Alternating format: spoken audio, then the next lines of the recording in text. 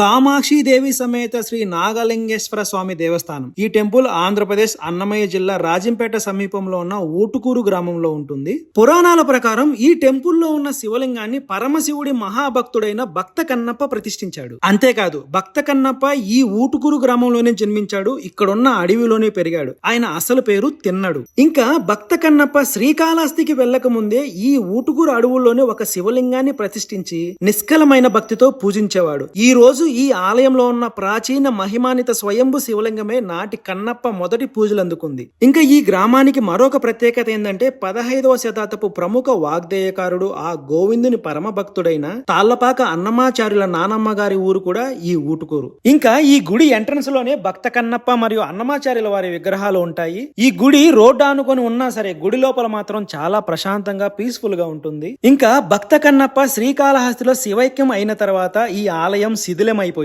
ఊరి పెద్దలు మరియు దాతలు ఈ ఆలయాన్ని పునర్నిర్మించారు. ఇంకా ఈ ఆలయంలో ఉన్న శివలింగం బ్రహ్మసూత్ర శివలింగం చాలా పెద్దదిగాను మరియు కన్నుల విందుగా ఉంటుంది. ఇంకా ఈ ఆలయంలో లోపలికి వెళ్ళగానే ముందుగా మనకు అమ్మవారు దర్శనమిస్తారు. రైట్ సైడ్ లో ఆ శివుడు ఉంటాడు. లెఫ్ట్ సైడ్ లో నంది ఉంటుంది. ఇంకా ఈ ఆలయం నుంచి శ్రీకాళహస్తి 100 కిలోమీటర్స్ దూరంలో ఉంటుంది. తాళ్లపాక 20 కిలోమీటర్స్ దూరంలో ఉంటుంది. కుదిరితే శ్రీకాళహస్తి కన్నా ముందే ఈ పుణ్యక్షేత్రాన్ని దర్శనం చేసుకోండి. ఇంకా ఈ ఆలయానికి సంబంధించిన మరిన్ని విశేషాలు టైమింగ్స్ నేను డిస్క్రిప్షన్ లో ఇచ్చాను చూడండి. ఓం నమః శివాయ.